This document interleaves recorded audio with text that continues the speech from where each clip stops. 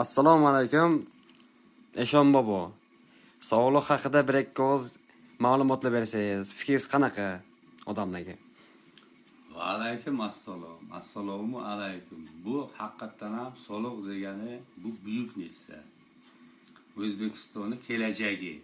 Agar bo'ylanki soliq xazinaga pul tushgandan keyin asfaltlar, maktablar, desatlar,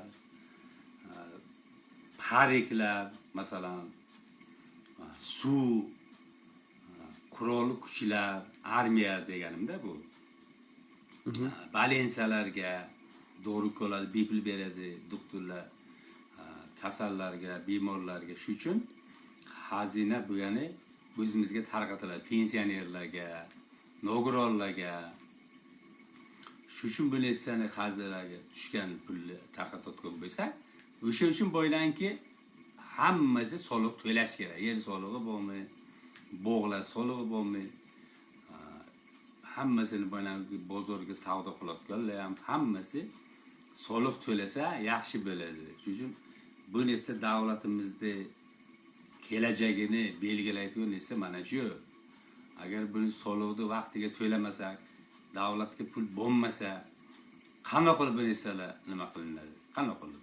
Shuning uchun hamma vaqtiga to'lash harakatini ko'rish kerak. O'zimiz ham vaqtiga to'laymiz.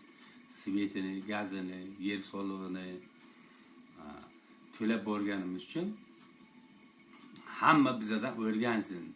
Xalqimiz iltimos qilamizki, vaqtiga to'lasa, vaqtiga oylik ham keladi.